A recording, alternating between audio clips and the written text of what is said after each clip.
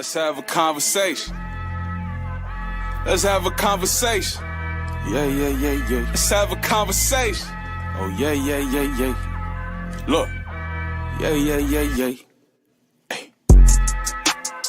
Let's have a conversation. Woo. Pick up some gems, life is all you make. Go. We keep it real, we don't talk to fake. Tell them hottest talk show on the net, coming for all the mates. Let's have a conversation. Woo. Pick up some gems, life is all you make. Go. We keep it real, we don't talk to fake. Tell them hottest talk show on the net, coming for all the mates. I think it's time to have a conversation. Let's talk about it. I think it's time to have a conversation. Let's talk about it.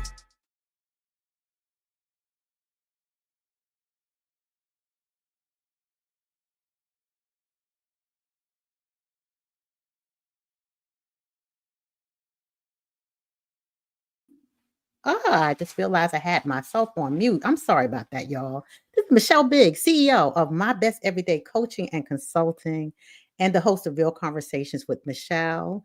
For those of you who are joining me for the first time, I am a retired senior human resources business partner, and I've worked in HR for about 37 years with a pharma company as well as an investment bank.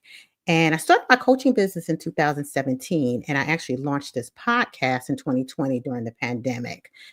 And as you guys know, that was a crazy, crazy time. And I decided to do a podcast as a way for me to stay connected with folks, as well as pour into people's lives in a way that could help them manage through what we all know were some difficult times at that time.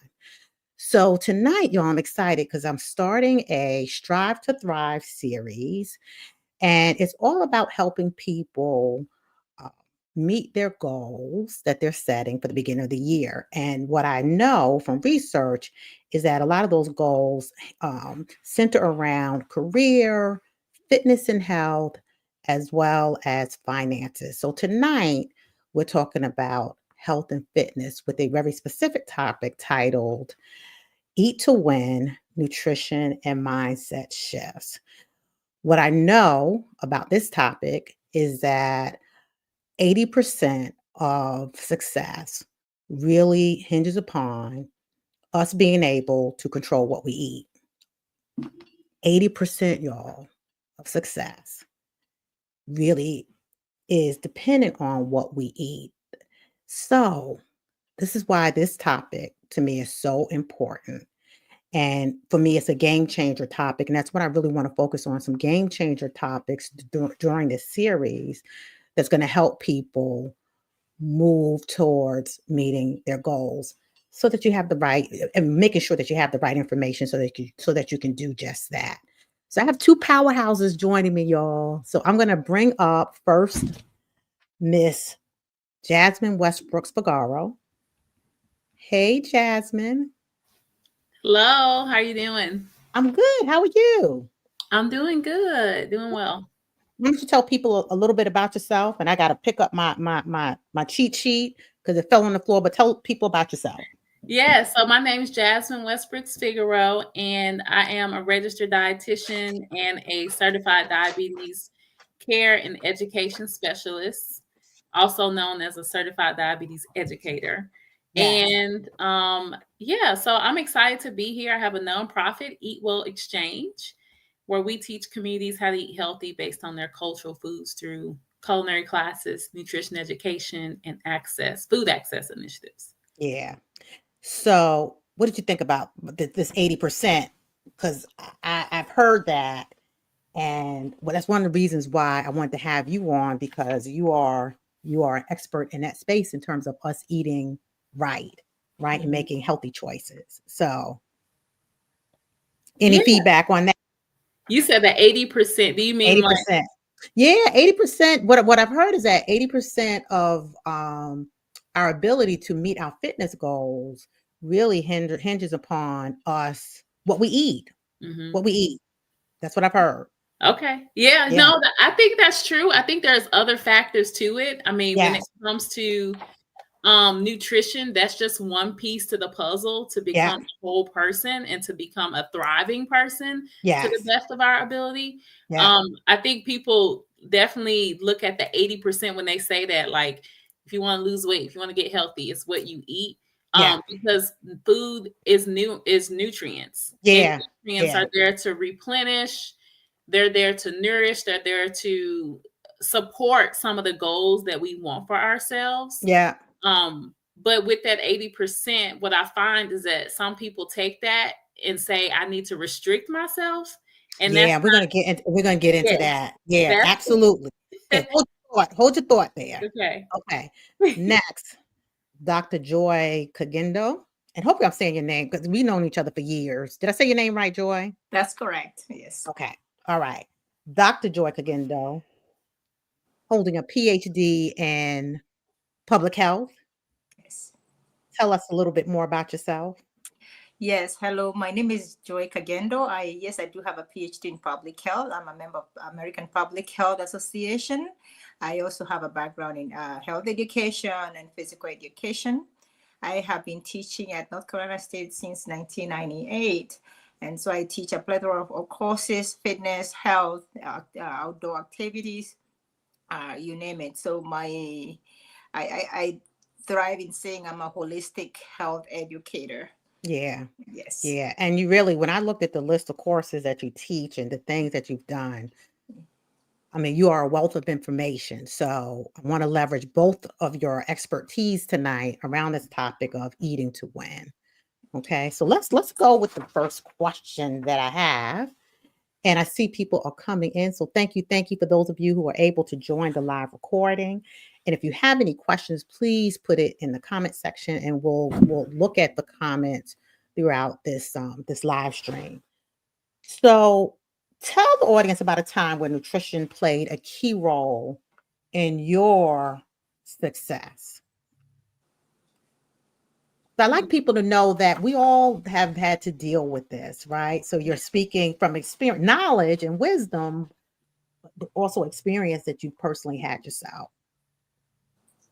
So who wants to go first?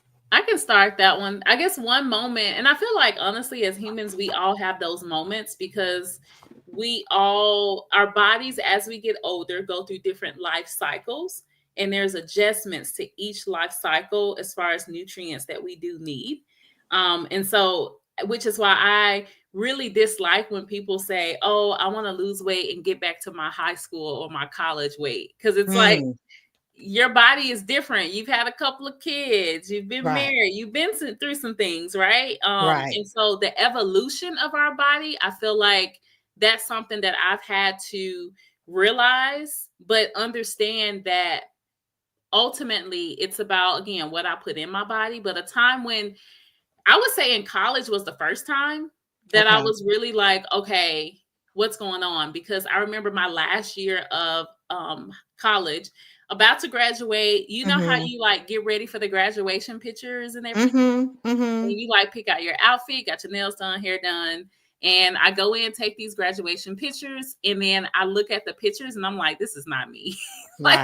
This is not me. And this is someone that was, me. I was studying to be a dietitian at the time. But my lifestyle of trying to finish school, being one of the first to graduate in my family from college, snacking all day, like eating throughout the night, trying to stay up to study, drinking lots and lots of caffeine and energy drinks, not exercising.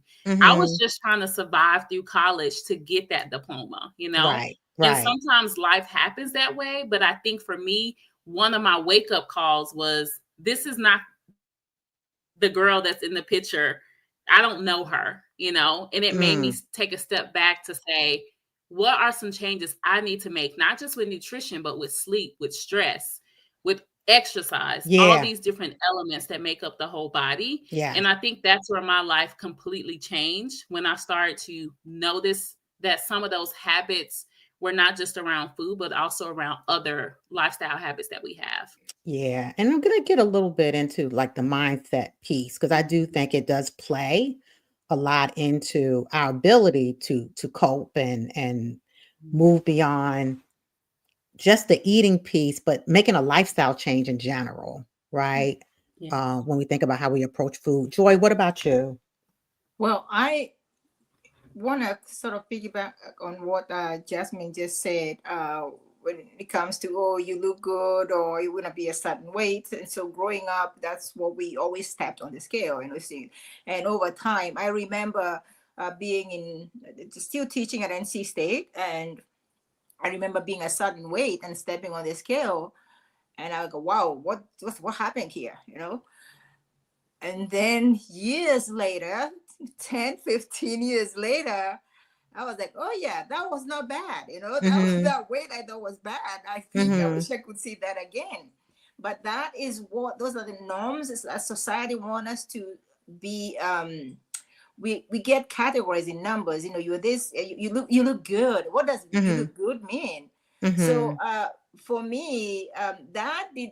I sort of knew what I kind of didn't worry about the scale anymore.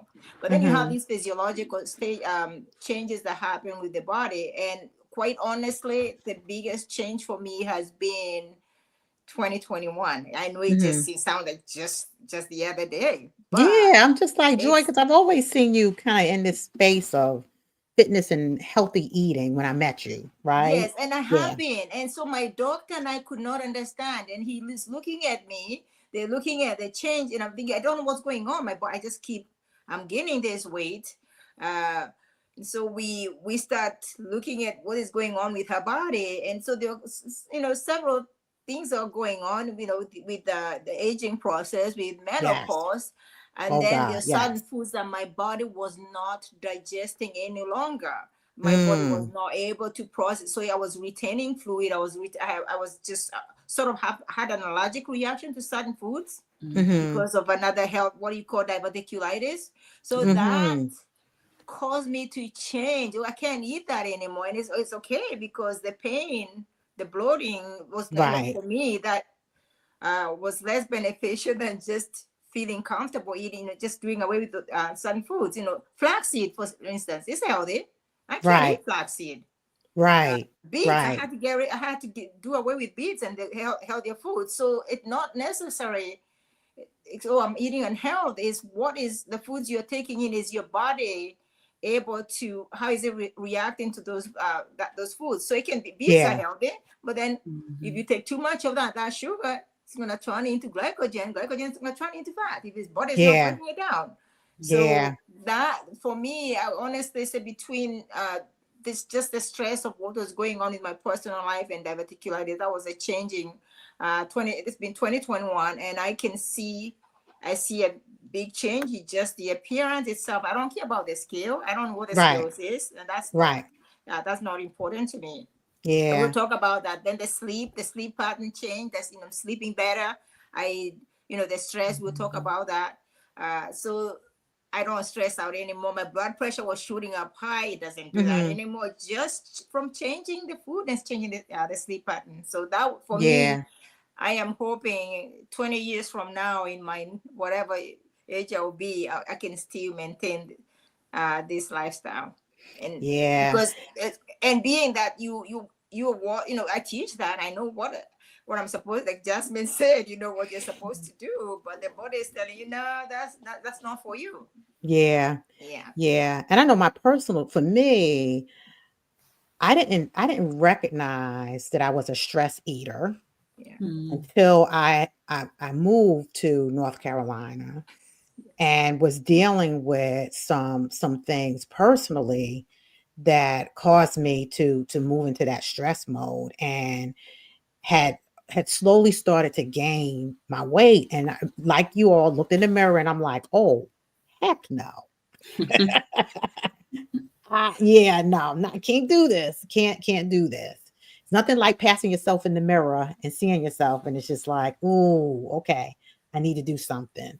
But that's when I first recognized that I was a stress eater, right? And anytime I find my weight fluctuating, it usually is around those stressful times, and I have to get myself back into this mode of just paying attention to what I eat. So thank you for sharing. Because like I said, I want people to understand you guys are not just talking as mouthpieces. You've dealt with this yourself, right? So you're speaking from experience as well. So what are the most important principles of eating to win, especially for someone who is looking to perform at the optimal pace? So I'll start with you. Well, whoever wants to start. I can start. Okay, Jasmine. I guess for me, what I've learned throughout the years too is there's no one size fit all. So if you are trying to think about you eating to win, I think it's important to do a self-assessment, and you can provide or offer yourself a self-assessment based on like the recommendations. For example, we know that we need to eat fruits and vegetables, 2 to 3 servings of fruits and vegetables every day. You can do a self-assessment of that and say, is that something that I'm doing? And if it's not, then you know that that's something that you need to work on. And you can do that for all your different food groups. You can do it for different behaviors. You know, am I skipping meals often? Can I remember the last time I ate often? If you can't, it may mean that Look, as I get ready to drink my water, sip my water bag. Yeah, it just may mean that you need to self-assess and say, why am I skipping meals? Am I not hungry? Am I stressed out? Because for some people, when they're stressed, they don't eat actually. Right. And that doesn't necessarily mean they lose weight. You could actually still gain weight in that way because of the cortisol hormone. So it's just all these different factors. So it's hard to say what's the perfect, what's the number one step, but I would always say take self-assessment. Now, if I look at research and see the numbers that most Americans don't eat enough fiber, I would definitely put that in the toss-up, right? Looking at ways where you can add more fiber to your diet. Fiber, what is it? Fiber is that indigestible, we call it bulk, that's in certain foods that helps prevent diabetes, helps prevent heart disease, helps to decrease cholesterol levels, helps you stay regular like we should every single day. I would say based on research, we're not looking at labels and reducing our salt intake for most of us. And most of us don't know that we're getting too much salt. we think we're fine, but actually our blood pressures are up on the roof, right? Yeah. And then another one, hydration. A lot of people aren't drinking enough water or drinking enough fluids to even everybody has look. Yes. So it's funny when you talk about the salt thing. One of the things that I, as I've gotten older, I'm paying attention. If my feet swell, I know. Yes. I've taken in too much salt, right? Yeah. Hair is dry, skin is dry. I know I've not. Yeah. I've not been drinking enough water, right? So there's little things as you get to know your body, you just kind of intuitively know. It's like, oh, yeah, something's not right. So yeah, and sometimes I feel like that is true for some, but if we're looking in the world of how we kind of just function, some of us are so it's so subconscious that we don't think about it and we probably don't feel it because our minds are on other things. Yeah. Like we're worried about work projects and deadlines. We're worried about everybody else except ourselves. Like those are little things those are when you have those light bulb moments. Like we mentioned, looking in the mirror and you're like, what happened? Yeah. Right? Or you go to the doctor and you get this diagnosis of pre-diabetes and you're like, what happened? And it's because we sometimes are so caught up on our phones or doing other things in other people's lives that we're really not being mindful of what we're doing. Right. And I think as a culture, we really do need to take those moments and pause. And I was just on a radio show talking about this, like this month is National Thyroid Awareness Month. And one of the things that I mentioned was my own experience with having a thyroid nodule. And them having to take some of it out to test it and to find out it was benign, thank God. But if I would have never slowed down to make my doctor's appointments every year, that could have gotten bigger. So it's even those little things like, when's the last time you've been to the doctor? When's the last time you understood your labs? Not just got the labs, but really knew what they meant and then seek help to change them if they're abnormal, you know? I know, and I know of late, because I'm bordering on a couple of things, when I get my test, I'm looking at it Mhm. very carefully Yeah. and having that real conversation with my doctor to say, okay, what do I need? What do I need to be doing? What's causing it? Joy, what do you have to add to this Well, I just think about, I was topic? looking up at something that Jasmine said about the thyroid as well, sleep and your thyroid, and it's interesting because we today in class that was my lecture for today, sleep, and they have how sleep affects your health, and nutrition is part of it. What we are taking in can also affect your sleep pattern. If I'm eating foods high in caffeine and refined sugars, that's going to affect my sleep. I might not sleep well, which is going to also increase the cortisol levels, which is also going to make me gain weight. And then the same thing with the thyroid. We are seeing more of the hypothyroidism when there's just too much hormones. The body starts to release too many hormones that you actually don't even need. How much light are we using at night? So the circadian rhythm, when it gets disrupted, due to either we overexcited on social media, we're supposed to be sleeping, we just had some a donut before dinner, or we before sleep, or I'm craving something. I don't know what's wrong with me, but I need something small, just to kind of satisfy, we have the pleasure centers in the brain that tells you, oh, if I eat this, I'm gonna feel good. Let me drink a glass of wine, I'm gonna feel better. But that glass of wine is also loaded with sugars and carbohydrates, and then we go to sleep and we're not burning those calories. Yeah. So there's everything. It's connected, Yeah. So, there's definitely a mindset around what we do. Yeah. Right. I want to talk a little bit about that in a few minutes. We do have a question. I just want to get to this. Someone, hey, Pat, I see you. She said she had a need to increase her water take. Does muscle contract often caused by dehydration? So something with the muscles, is that, I'm trying to understand your question, Pat. Does muscle contract often caused by dehydration? Often something with the muscle. Muscle contraction or contract? Maybe. Yeah. Is there an impact to your muscles if you're not drinking enough water? Oh, it impacts your whole body. Yeah. Yeah. Cramps. Yeah. I mean, water to me is like a miracle drink. It's just, we just have to, and I'm not one who likes plain water, right? Yes. So I have to add lemon or something to it to take it down. But it is one of those things. I think many people, even in a fitness group that I'm in, people just don't like drinking water, right? What is suggestions, Jasmine, in terms of how can we get more, water intake? Because again, it's one of the best liquids that we can drink, right?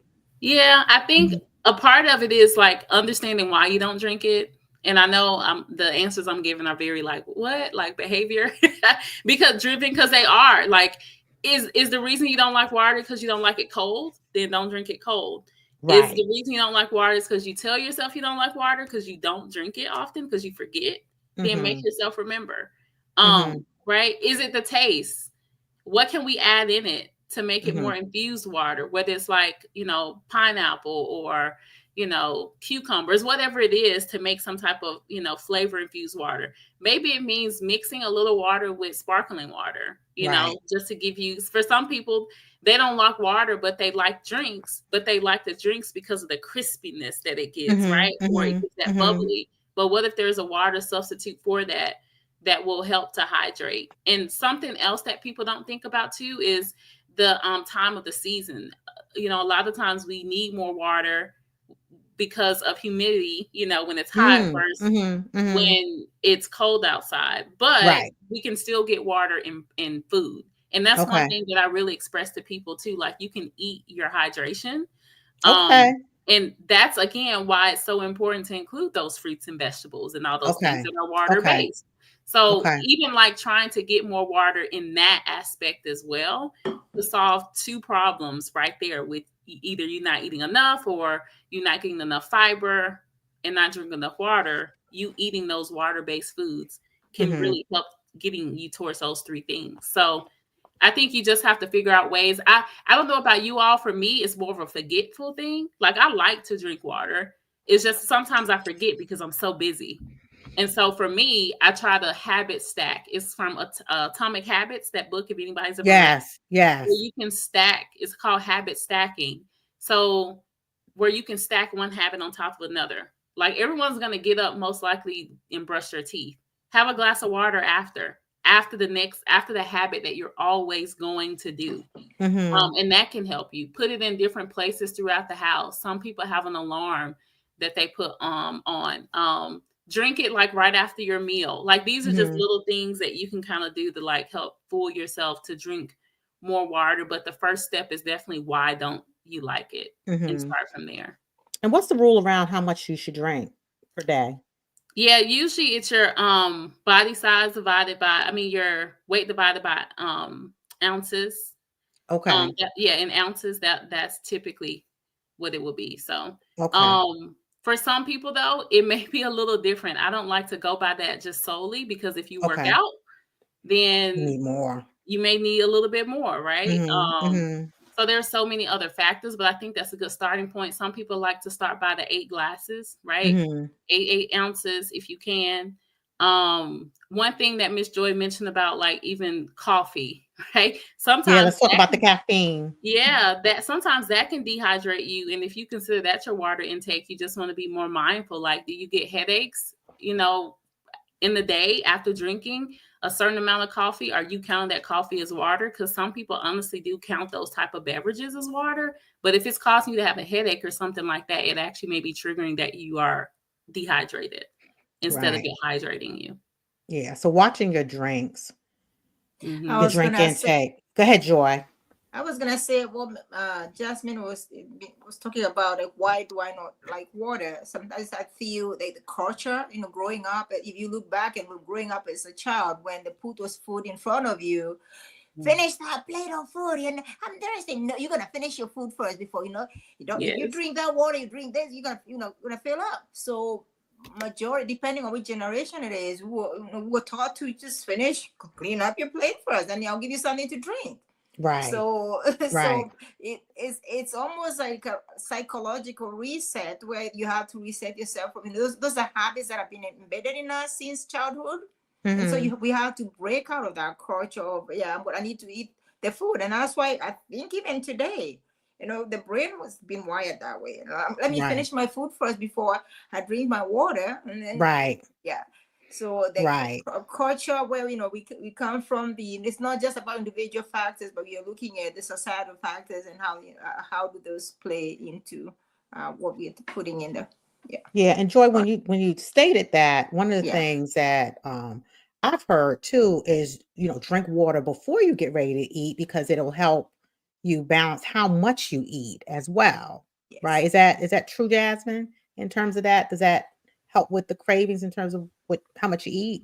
So I always tell people just to be careful with that. That's just me, because water is not nutrients. Food is nutrients. Right. Water is hydration.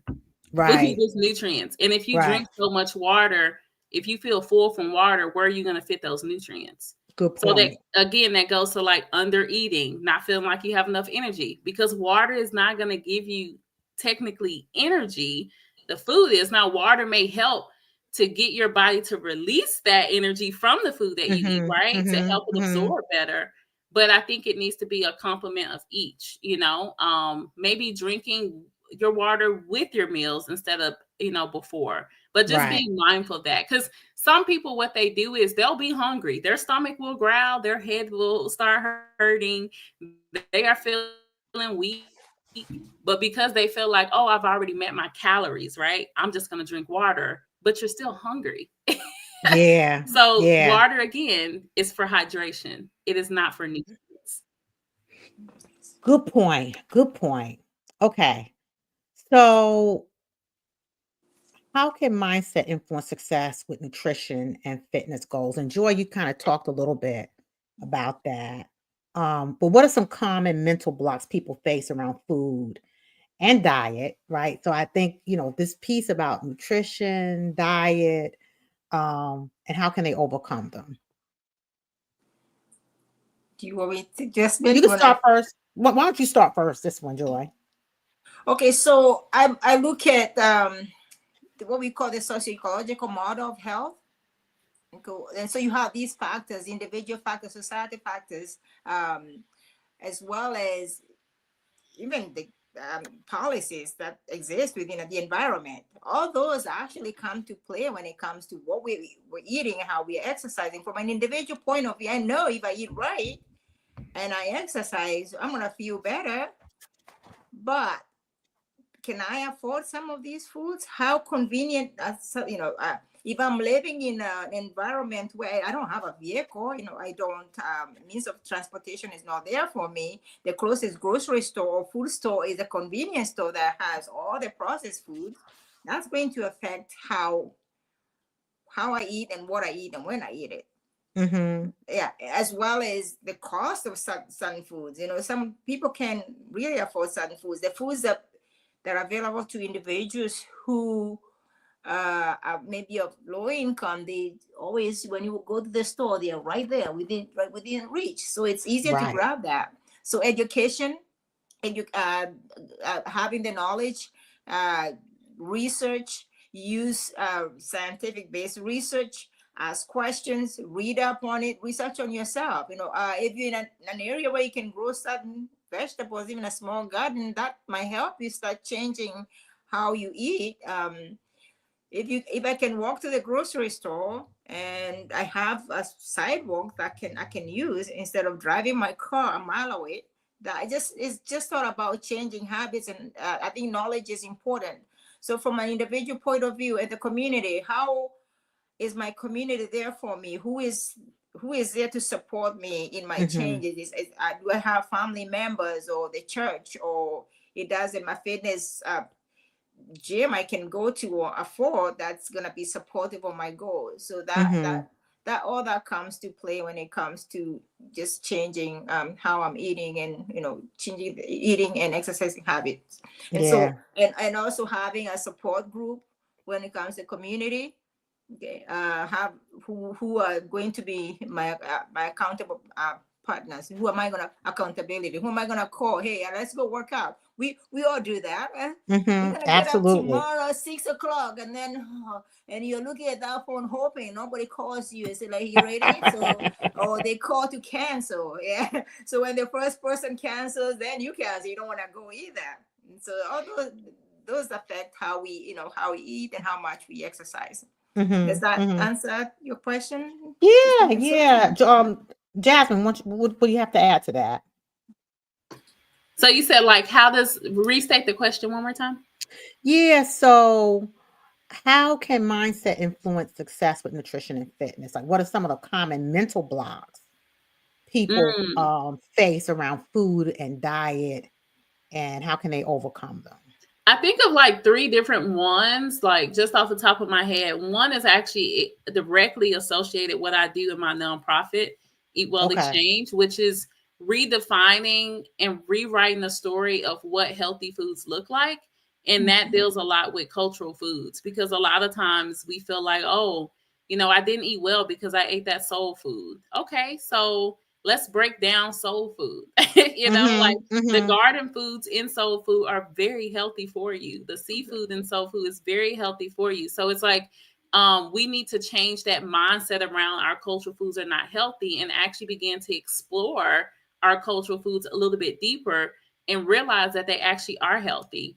And one thing that I see all the time is, the fact that our foods are not in society is not looked at as healthy, or even certain grocery stores. Some people feel like they have to shop at Trader Joe's or Whole Foods to get healthy food. And that's not true. That's a mindset that we need to change, that actually you can get the same type of foods there and still, consider yourself healthy from those foods. And I think that's a myth that we probably need to break too. The next one would be carbs. And so I'm a diabetes educator, and I will tell you, in the 5 years that I've been a diabetes educator, I have seen people deprive themselves from carbohydrates because they feel like it's going to make them fat. They feel like they're going to get diabetes if they eat it. They feel like they're not eating healthy if they eat carbohydrates. But when you Mhm. break down what carbohydrates are, they actually are nutrients that give us energy. So our brain needs carbohydrates, our muscles, our bodies need carbohydrates to function and to thrive, right? And to eat to win. Because if you don't have energy, what are we doing, right? So it's important to really think about maybe how much carbs are we having, Mhm. what type of carbs are we having, and how often.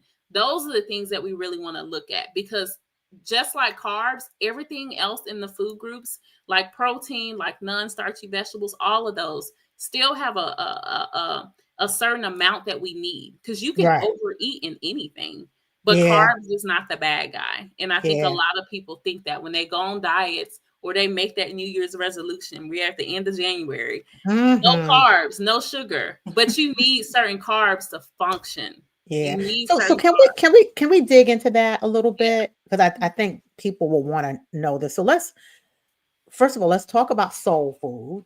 Yes. So let's talk about that a little bit because as you said, the food itself is healthy, right? So we're eating collard greens, we're eating chicken, but it's how we prepare the food. Yes, Is that's Yes. that what I was correct? thinking of. Right. Yes. Yeah. So I wanted to just delve into that because, I have someone who might be watching. I won't And, say who it is.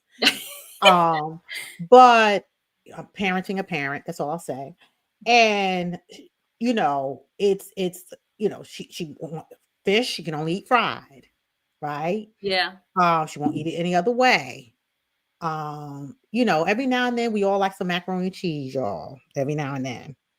But again, so talk a little bit about that, Yeah. right? So The, yeah, and that's the thing, like, even when you said like how we prepare it, but I right. think people also need to understand you can prepare Western food the same way, but it doesn't Yes, have the same bad reputation as soul food. So right, again, it's about preparing all food a certain way. It's not just soul food. right. So I stress to tell people that and get that in their heads that yes, any food that, for example, sweet potatoes, right? We love sweet potatoes. We're in North Carolina. Has carbohydrates. It is considered in a sense a soul food option. But are we dousing it with tons of butter, with half a stick of butter? But you have other potatoes you can do the same thing with too, with you Right. douse it in lots of butter. So again, it's going back to what are we adding, but also understanding that you can still carry on those not as healthy habits into other foods that aren't considered foods from the African diaspora too. Yeah. So Yeah. and again, And I'll going back, say that because Italian food, I think sometimes gets a bad, and it's so funny. I remember when I went to yes, Italy and a friend of mine, she ordered pizza, and how they make pizza in Italy is not the way we eat it here. It's flat, very little sauce, very little cheese. Mm. yes, And again, I think we get into, from a cultural standpoint, in terms of how we prepare the food, is really where we could potentially run into yeah. problems, right? Yeah, Yeah, and there's yeah, ways to, like, if you know that, oh, Jasmine, I add a lot of salt to these greens. Okay, let's explore options. And that's what my organization is doing, right? We're yeah, holding these culinary classes where we're saying you don't have to add the salt, but let me show you how to use paprika. Let me show you how to use garlic powder. Let me show you how to use lemon at the end or vinegar to bring out the flavor, because really that's all that salt does. Salt is not a right. seasoning, right? So it's like, I think we just need to be taught in a way that to use some of those other factors into our food or Mhm, ingredients mhm. in our food to give a similar taste to what we may be used to Yeah, than what we were doing before. yeah. Joy, can you add to that? Yeah, I Anything you was want to thinking add to about that? And then I also want to talk to you, Jasmine, about carbohydrates. What's good and bad? Like, how should we be looking at carbohydrates? Things we should be paying attention to. So, if you don't mind, but go ahead, Yeah, I, Joy. I was just going to add on to what Jasmine was saying. I think, and I tell my students as well, carbs are not bad for us. It's just how we eating them, how we preparing it. So I think in this country, like when I came here, I remember spaghetti being prepared, and you're eating spaghetti, and then there's the bread. What's that bread you call? What is that? Garlic bread or Garlic whatever. bread. Yeah. So you already have spaghetti and you have garlic bread, and then you have sweet tea. So carbs. So it's not that they're bad for you. It's just that's a lot of them. But if I knew how to maybe have a little bit of each, that's not bad. But that spaghetti tastes so good. That garlic bread I got introduced to in America, and then the sweet tea. Oh, you can't even have one glass. Yeah. And the other thing, you talk about the culture.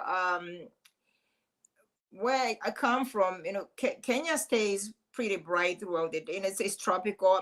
Maybe the sun goes down about 8 o'clock. So people from time immemorial, like summertime, people work in the farms. They stayed up out there farming. They come home, it's late, but they sit and eat. Dinner was usually about 9 p.m. But McHugh, the reason they're eating that way is because they've been working. They've been there since sunrise, and but then those trends and those behaviors have still been continued. So while you move to another culture, you move to another country, or you're driving, you're not farming anymore. The sun goes down at 5 p.m., but you're still eating at 9 p.m. Yeah. So that all those habits come to play. And again, mental block on how can I go back and change how I'm eating. Oh, go to the doctor. I don't know why I keep getting acid reflux all the time. I have heartburn. Well, because you're eating at night, 9 p.m., then you're going to sleep. Yeah, the food hasn't even had time to go down and just sitting right there. And so, good stuff. And that statement made me think about something else, but I'm gonna let if Jasmine talk about good and bad carbohydrates. Can you talk a little bit about that? And one of the things I've been paying attention to, because I think with carbohydrates also comes, looking at the sugar intake, correct? But if you can talk a little bit about that, Jasmine, that would be good. Yeah, so I want us to not use the good and bad. So I'll start. Okay. All right. Go ahead. I'll start there only because oftentimes we do that. And then we start to do it with our habits. And we start to do it with a lot of different things, and that lead us to not having a lifestyle change. Like that's why I have you here, Jasmine. Yeah, go ahead. Get it finished. Yes, ma'am. And it's not just you, Miss Michelle. Like that happens all the time where people say, is this good or bad? And I like to call it more complex or simple because there's a difference between the two. Complex carbs have more fiber. Fiber takes longer to digest in your body, and it actually doesn't fully digest. But with that, and whenever you have carbohydrates with fiber, what that means is it's going to release the sugar slower and oftentimes a lot less, right? So that's the important part for complex carbs. And examples of that will be like, apples instead of applesauce, right? It could be whole wheat bread instead of white bread. The white bread, the applesauce itself may be the simple carbohydrates. And so that is not going to have as much fiber. So when your body absorbs it, it's going to be a quick and fast absorption process. And that's going to make your blood sugars go up a lot faster than it would if you had complex carbohydrates with fiber. Now, carbohydrates, either way, is going to give you energy. So either way, your blood sugars will go up at some point. But the important part is we don't want those blood sugars to go up and stay up long. And we don't want them to be up too high. Right. We want them to come back down very slowly. Kind of like, how a kiddie roller coaster is, where it's just up and down. Just, that's fine. But anytime you start getting around those adult roller coasters and you start going everywhere, that will be an example of having like too much simple carbohydrates where there's no fiber involved to kind of turn it into that kiddie roller coaster. So I will say this for simple carbohydrates. There are certain people that can thrive off of simple carbohydrates. And those people that I'm thinking about are like athletes, right? Okay. They need that quick energy in the game, right? They need that. You ever seen like football players and athletes like carb loading? That's because carbs give them energy. They're not going to be drinking and eating a ton of protein right before a game because they will start to suck, because they're not going to have the energy. So I want people to start thinking about carbohydrates in the sense of it's not whether it's good or bad. It's more of how much do I have and making sure it's within the recommendation that we need. It doesn't need to be half your plate because that's what we do. Okay. And that's how it's served to us, if I'm honest. Like if you go to a restaurant, like you mentioned the pasta, rice and pasta. Half of it's going to be rice or half of it's going to be, noodles or whatever. But we have to half that in half. Okay. Okay. And then what should be half of our plate should be our vegetables, if we can, like our Right. non-starchy vegetables. And for some people, it could be your fruits and vegetables. But it's important to recognize that everything has a portion size, and it's important not to label it as good or bad, but also to know that it has a function. And you Mhm. mentioned sugar too, Miss Michelle. What I try to get Yeah. people to understand is, especially when they're reading labels, you can look at sugars, but really your body is going to recognize carbohydrates. Carbohydrates, regardless, are going to turn into sugars, right? Right. But we want to make sure we're getting carbohydrates that have fiber. So right under sugar on the nutrition label, you'll see fiber. And Mhm. what I tell people is try to make sure most of the things in your house that have a label has at least 2 to 3 grams of fiber per serving. Mm. At least 2 to 3 grams. Mhm. And if it doesn't, okay, that's fine. Maybe Mhm. you want a little bit of some cookies or chips or something, but it doesn't need to be 80% of your Yeah. cart, Yeah. you know? Yeah. So that's how carbohydrates work. Yeah. And should you avoid eating carbohydrates in the morning? Like, is there a better time to have it, or You know, to me, and this is me, everybody's body's different. But what yeah. I've noticed is if you don't eat some form of carbohydrate sometimes in the morning, you may feel hungrier. You may start to crave Okay. things throughout the day. Again, it's coming into having a balanced meal. How can our meals be balanced Okay. as much as possible? Okay. But for some people, if they prefer, just protein and it works for you, then that's Mhm. fine. But just keep in mind, you still have a carbohydrate recommendation. Yeah. And it's still important for you to, in a sense, distribute that carbohydrate recommendation throughout the day and not at one sitting. Because that's sometimes what happens. I'm not gonna eat carbohydrates for lunch and dinner, but I mean for breakfast and lunch. But at nighttime, you're going in on carbohydrates. Yeah. And And then then to your it's usually point with not joy, you're going to sleep, and then yeah. exactly. Yeah. Exactly. Yeah. But The added also sugar. with, sorry, Go ahead, Joy. Mm-mm. so if I wake up in the morning, I have a protein shake. I have my protein powder, and I take my fruits and my fruits, and I put on my smoothie. I've had my carbs, and people don't think that. So you're Yeah. getting the Yeah. a Healthy smoothie is one. carbs, Yeah. right? So Considered healthy there are the carbs. carbs that Yeah. you're saying I don't want to have the carbs, but I think Jasmine, I mean, you bring some really amazing points here, and Michelle, to also answer your question, I don't think we can generalize that question. Cannot, it's not going to apply to everyone. Yeah. So some people might, these crops they're gonna need more, maybe a donut, if they're going to Right. run the marathon, getting ready for a marathon. Right. Others are just gonna need So the that crops from the fruits, and they're quick okay. energy, Yeah, spike. yeah. Yeah. Added sugar. One of the things I've been doing lately is just watching the amount of added sugar that's been put in food. Right? Is advice around that, Jasmine? Yeah, I think Joy? that's helpful. I think it's good to look Yeah. at added sugar. Okay. Because a lot of times we don't realize how much additional sugar is added to something. And when they say added sugar, what that means is it wasn't naturally in that product. So in That's the what I thought. manufacturing process, they added it, right? But one Right. thing that trips people up too is because we look at added sugar, it's such a negative thing sometimes. Mhm. When there's something labeled with no sugar added, we sometimes forget that there's sugar in it naturally. Right. Right. And like the one that I use all the time with people is apple juice. Yes. Apple juice, they used to have so many added sugar apple juices where it would be the apple juice itself, which has sugar, and then they add it in processing. But then they start coming out with no sugar added labels. So then Right. people assume that it didn't have any sugar when it's like, Right. no, it still does naturally. And we Right. still want to be mindful of the amount and also understand that juice doesn't have fiber. So this is again why eating the whole foods that have fiber, that have carbohydrates are very important to get that sustained energy. Thank you. Thank you for that.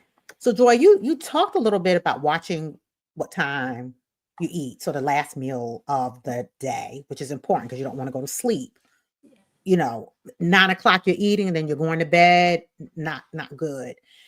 So I'm gonna talk about a topic which I think will step on some people's toes. Jasmine, intermittent fasting. Can you talk a little bit about that, if you don't mind? And Joy, feel free to add your comments around that. I'll let Joy go first. I've been talking a lot. Go ahead, Joy. Go ahead, Joy. Well, again, with intermittent fasting, I think it depends on what you have an individual that has had, perhaps has a lot of weight that they need to get rid of. Yeah, they can go that, but that's going to be something temporary. They can go that route. But once they stop intermittent fasting, are they going to continue with that pattern of eating? Are they going to be intermittent fasting for the rest of their life? Or once they stop that, they're going to revert to their old pattern of eating, hence gain all the weight plus more, because that's what happens. Yes, for maybe a few months, oh, you look great, you've lost so much weight. Yeah, I've been doing intermittent fasting. Yeah. A year later they stop and wait a minute, they even look larger than that. So Is this something that we can continue with? And for me, I think there's nothing wrong with that. If you're able to, perhaps once you're done with that, you can monitor your serving size, you can monitor all those calories, where they're coming from, and so you're eating in a way that's you're maintaining that weight. Otherwise you're going to end up going to that yo-yo diet and the intermittent fast. Yeah, it's back and forth, and the body afterwards like, I'm used to this. Yeah, you go again doing the same thing. I'm not even going to respond. I'm not going to lose a pound for you. Yeah. So that's my response to that.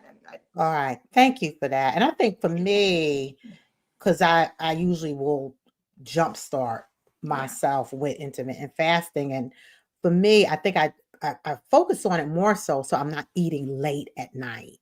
Yeah. Right. So for me, it really is a way for me to just monitor, Michelle, after 8 o'clock, you don't want to eat. Right. So, or after 7, for me, I think I have 8 because I'm a night hawk. So I'm up late at night. So, but anyway, Jasmine, what you have to add to that?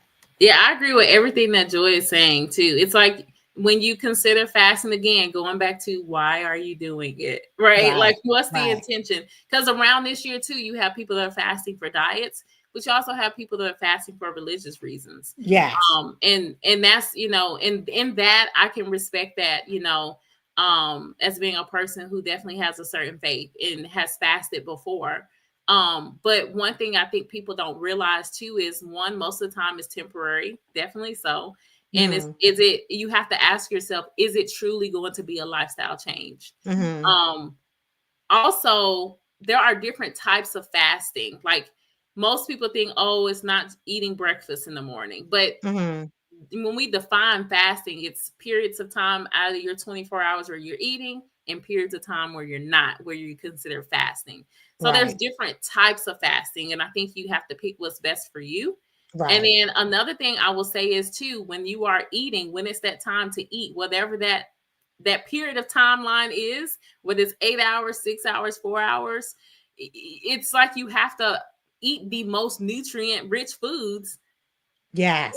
In those hours. So that's something else. You can't eat junk during. Yeah. You don't. Yeah. You can't just go right to McDonald's because now you crave a shake because you haven't eaten in 12 hours. No, it has to be nutrient rich foods because your body still needs nutrients to survive, to thrive, and to do well. So I think those are things that people need to consider. And if you do decide to fast, have a plan of how you're going to wean back into spreading out those healthy nutrients throughout the day. That's important because a lot of times people get on these diets and they're like, oh, it's only temporary, but they don't have a plan of how they're going to ease back in foods and nutrients throughout the day. And that's, I think, where there's like the biggest, not successful route after type of diet. Yeah. You just froze a little bit for. I'm gonna go to the questions because some people are making some comments. Oh yes. And so let's go to this. So Priscilla asked about E2M programs. I don't know if any of you are familiar with E2M. I actually have followers called Eager to Motivate, and with the program, they do promote intermittent fasting as something to jumpstart, right? Again, I don't think they mean it, Priscilla, to do it for the rest of your life, but it is one of those things that they do suggest in terms of getting a jump start. So I think you kind of talked a little bit about intermittent fasting. Someone mentioned about Hold eating. on, Michelle. Go ahead. So to answer Priscilla's question, that goes back again to that that there's nothing wrong with it. So as Right. long as you rewire the brain, then and you're done with it, when you get off the program, you're able to still, like Jasmine says, understand the foods that you're eating. Some of these programs are good because eventually the body will have. You start having that feeling of satiety when you eat. You're not gonna eat it much. But what's going to be the trigger that's going to cause you to revert to the old way? So that is something you have to be aware of. So once you've gone through the program, can I sustain? When I get off the program, what am I? What adjustments have I made, and what lessons have I learned from this program? That is not. I'm not going to go back into the program again 2-3 years from now and then start all over. Yeah. So And that's a good point, because same thing with Weight Watchers. When I had my biggest success, I was following Weight Watchers. Yeah. And it is one of those things, again, just thinking about, okay, how do you ease yourself back once you get to your desired weight? What do you do? Right? How do you not fall into bad habits again? Priscilla, hopefully I asked the question was answered, but let us know if it wasn't. Another person, Jackie. Hey, Jackie. Question: what about eating salads? She said, I always start out loving salads and then feel, dear God, please burn all the lettuce in the world. I can't eat another one. I'm gonna say, Jackie, I feel you, because I'm like, I try to do different meats in it or do something just to get the protein, right? But who wants to answer? Well, don't tell God to burn all the salads now. No. The rest of us like I get it though. I think, and correct me if I'm wrong. I think it's Jackie. Correct me if I'm wrong, but I think it's one of those foods that is in our mind as a go-to subconsciously to say I'm eating healthy when there's tons of vegetables that we can choose from in the world. So I would question, mentally, do you feel like that's the only thing you have to eat to reach your goals? And I'm here to tell you that it's probably not, because there's so many other ways you can have salads. There's so many other ways you can fix them and make them balanced and complete. I'll give you an example, like a salad anatomy. Like you can have your greens, right? The leafy greens. You can add in sauteed onions. You can add in roasted corn. You can add in a little bit of black beans, right? You can have your chicken or salmon. You can mix up the different types of lettuce, because the different types of lettuce taste different. If you really taste it, they all can taste different. But I think what you are, maybe you're lacking just variety. And just to note, lettuce is a non-starchy vegetable. So there's other types of non-starchy vegetables that you can have, like green beans. You can have carrots. Those are non-starchy. You can have what's some other ones? Spinach, collards, turnips, mushrooms. Like there's so many variety of things. Kale, you can have all of those. And the good part about vegetables is that you can cook it and roast it in so many different ways, the way you prepare it, and it will almost take on another flavor profile. Like with me and Brussels sprouts, I love Brussels sprouts. But I know that boiling them and steaming them and roasting them will give a completely different flavor. And that kind of jazzes it up a little bit, where I don't feel like all I'm eating is Brussels sprouts. So I challenge you in that way to kind of think about what other non-starchy vegetables can you incorporate? How can you mix and match your salads to create a whole meal? Even like trying different dressings too, Right now, I can tell you it's cold outside, right? If you're in North Carolina, it's cold. So I don't crave salads as much because I want hot things. So maybe a vegetable soup would be better for you to have versus a cold salad, because sometimes we eat based on temperature, right? Or texture. So kind of explore that with food if you can. I like what I do with salad. Sometimes I will make a salad and then I have my roasted tomatoes. And then I roast the I have roasted sweet potatoes, so it's kind of brown in there. And then roasted onion. I throw those on top of the salad. So you have it that warm, but the flavor really changes that, and the crunchiness. It's so good, Joy. Yeah, I'm putting into the roasted. Yeah, I'm putting into the roasted cauliflower. I'm not crazy about roasted broccoli, but roasted cauliflower, the potatoes and things like that. I do enjoy that. Let's talk about emotional eating, because that is one area I think I don't think I'm alone when it comes to that space, right? I think it's something that's pretty common. So, what are some ways that we can address emotional eating?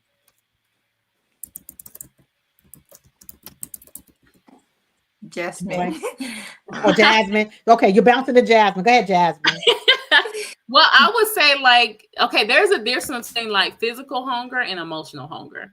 And that's and another thing I would add is to emotional eating. We've kind of been trained to eat emotionally because we eat at funerals, we eat at party, we eat. Oh God, yeah. Everywhere there's people gathered. Yeah.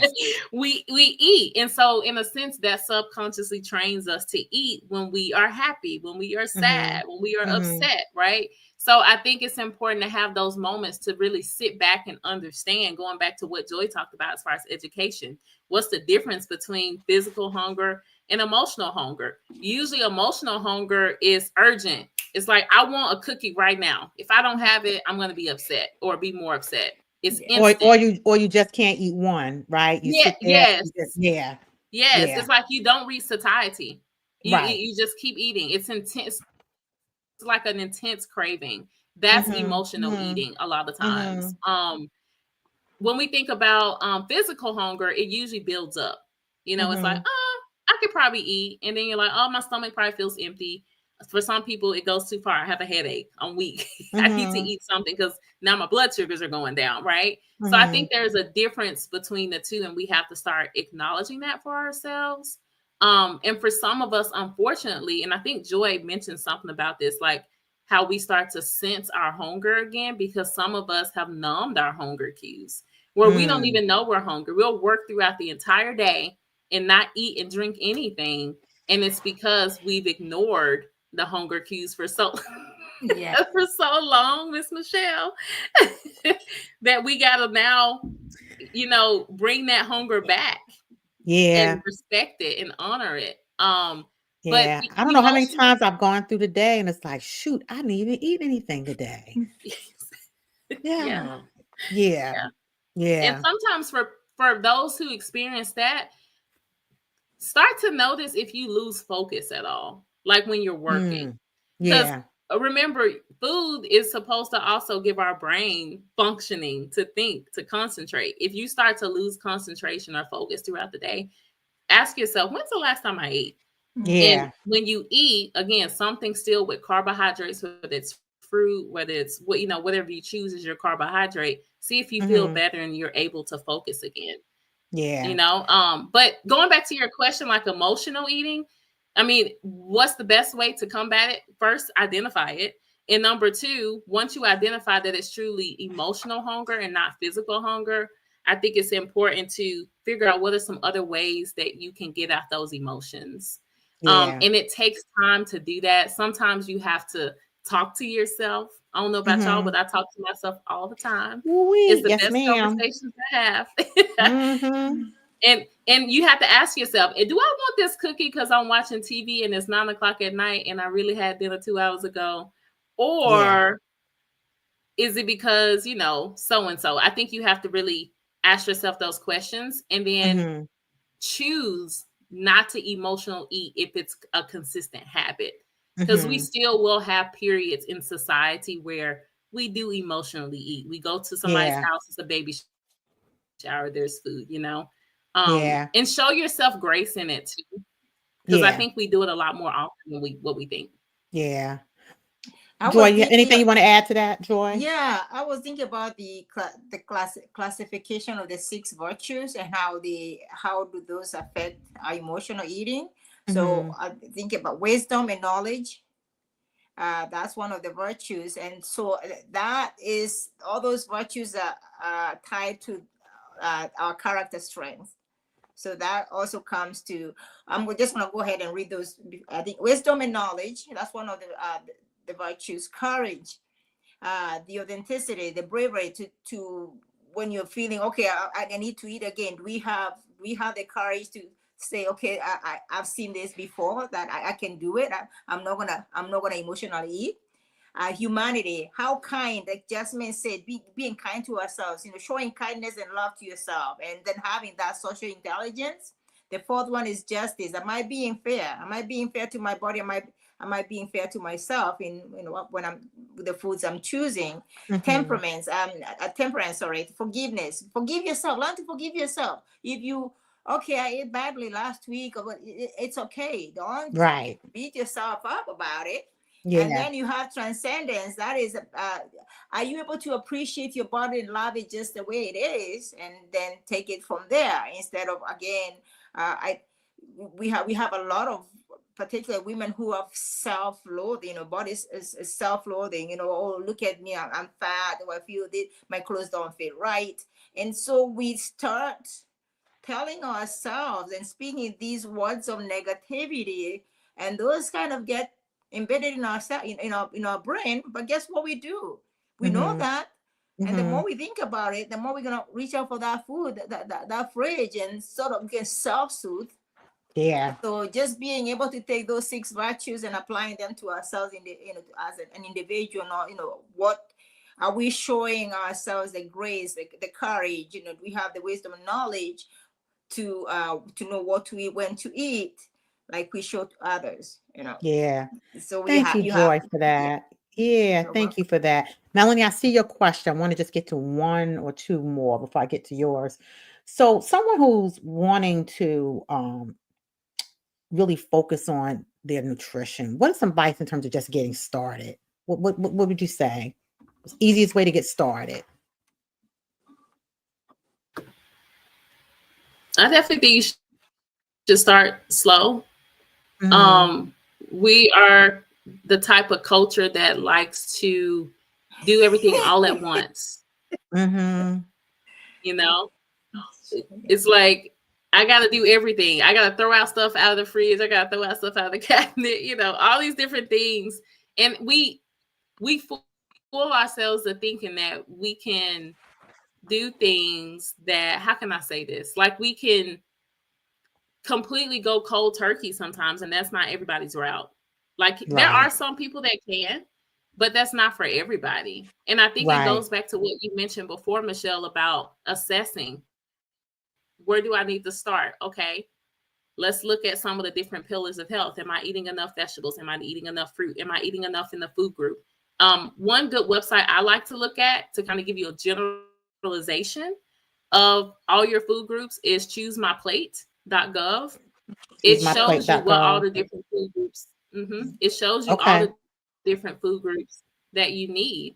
And so maybe starting there, if you feel like you're doing pretty well with those, or you're surpassing that point where you've gone one step at a time, okay, consider maybe your sleep now. Consider your stress levels, right? Those are the types of things that I would say start with first. But it does take constant reassessment.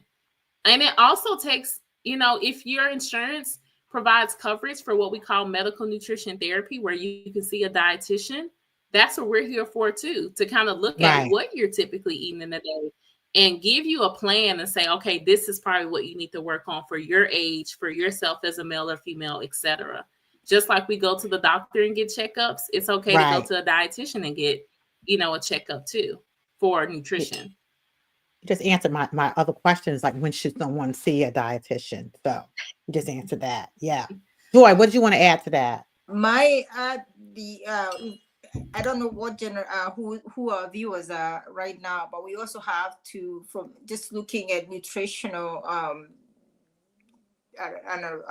points of view, from just it can go the other way as well. When we are also concerned about we are overeating, there are people that end up under eating, and that is something that needs to be addressed. So some it might be a trigger for people who've been struggling with some eating disorders, maybe listening to this, and or or Good trying point, to Joy. Yeah. trying to get away from that. So what are some of the triggers? And that's why the nutrition, the life, the professionals are there to help you. That way you don't go back into you're I don't know, being underweight. Mm-hmm. We talk about people look, oh, you look good because you lost weight, but do you know there are people that are actually trying to gain a little bit of weight, and we as a society we don't think Right. that. So Right. And we also society just because you're small doesn't mean that you're healthy, right? exactly. Yeah. And people Yeah. that are look And very and they vice look versa too. small, Yeah. they weigh less, but they are carrying so much visceral fat because of the types of foods they are eating. I burned the food through. Somewhere down the road the person had a heart attack. But they look so good. Yeah. So Yeah. what's the idea of looking good? So again, the nutrition and exercise, and this is such a multifaceted topic that we have to look at this from individual, just from different individuals. One shoe doesn't fit all. Maybe I should look at one pizza slice does Yeah. not. I don't know. I don't know. Yeah. Yeah. Well, it's funny because I just finished up a neuroscience certification, and one of the things that and Joy, I don't know if I was telling you about this, but we one of the things that I loved, one of the topics we talk about is this body budget. Yeah. Where you're looking at your food, you're looking at your sleep, I mean, it's like 5 or 6 things that you're looking at. Yeah. To your point, you were making earlier, Jasmine, is just to see, why are you not getting enough sleep? Why are you right? And it could be because of the foods that you're putting in your body, right? In addition to some other things. But really, again, to your point, just doing an assessment so you can see how best to address your situation. So last question is from Mel. I want to make sure I ask this question. How or why did you ladies get into nutritional science? What was your push? And you might have said a little bit of that in the beginning, but what was your reason for getting into this space? For me, when it comes to health and nutrition, that is something growing up in Kenya and just seeing, not understanding why I was seeing so many young people lose their lives. My father passed away when he was 58. He had a stroke.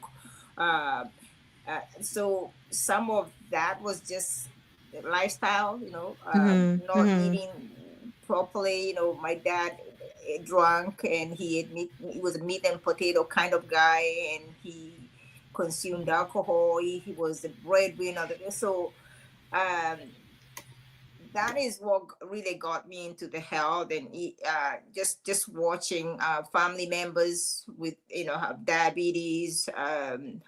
Somebody has a heart attack and they passed away, so that was my goal, was to come to this country and go back and change and serve the world, the Kenyan world. But here I am 40 years later. I'm glad you're here. I wouldn't have met you if you weren't here. And you've been such an inspiration to me, Joy. I mean, running marathons and things that you're doing. And Jasmine, just seeing what you're doing you're younger than myself and Joy, but seeing what you're giving to the world with your business is just phenomenal to me. But so what drove you to focus on nutritional science for you?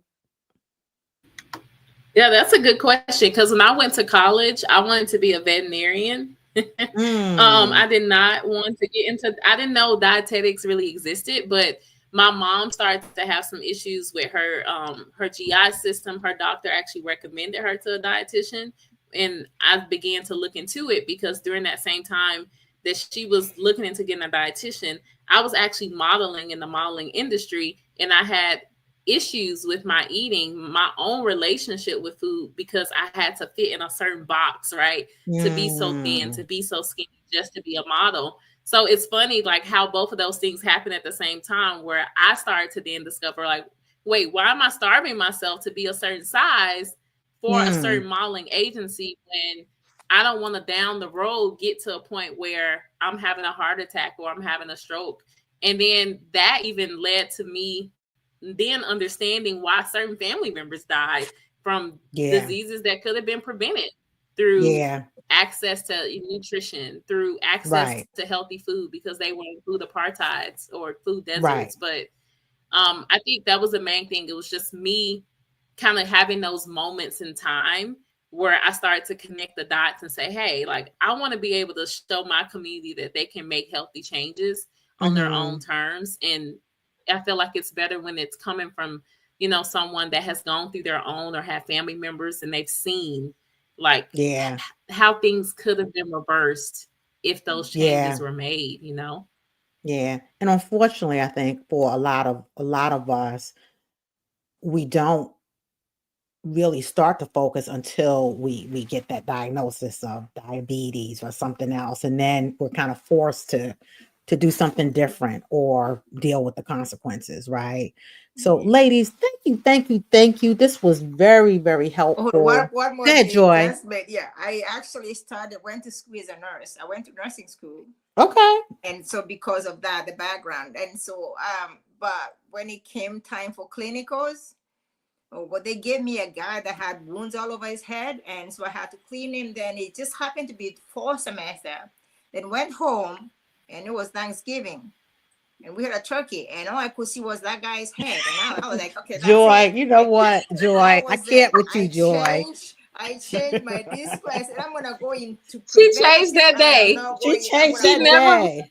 I just changed. I say, I still want to help, but not this way. And so that's Joy, you are a mess, Joy. So that's why I love you, Joy. Oh my gosh. Listen. I have to meet Joy in person.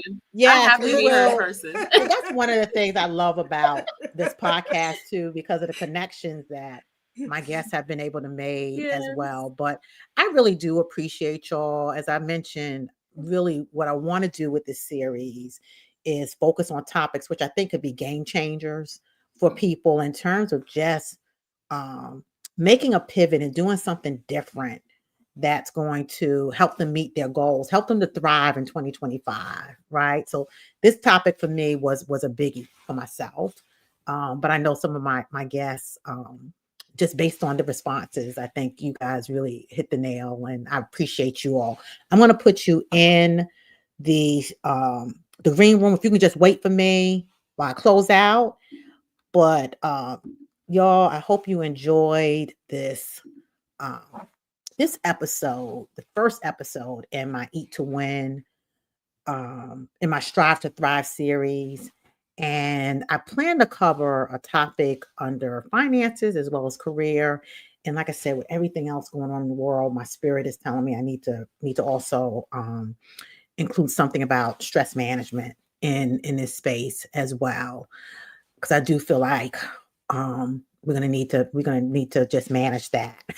Some of us more than others, right? But I appreciate y'all. I will let you know where I go with the next episode, because what I wanted to do, I might end up pivoting if the person who I want to get it on as my guest is available.